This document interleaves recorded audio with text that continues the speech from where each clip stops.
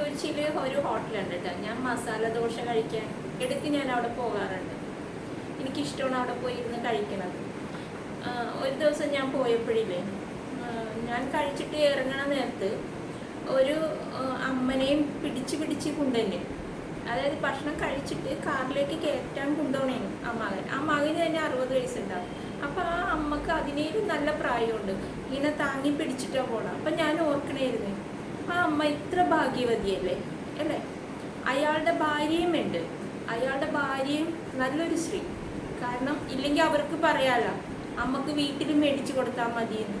അവരും കൂടി സഹായിച്ചിട്ടാണ് പിടിച്ച് വണ്ടിയിൽ കയറ്റണം. അപ്പം അവിടെ വന്നിരുന്ന് കഴിപ്പിക്കണമെന്ന് ആ അമ്മനെ അങ്ങനെ അവിടെ കൊണ്ടിരുത്തി കഴിപ്പിക്കണമെന്ന് ആ മകന് തോന്നിയത് കൊണ്ടല്ലേ.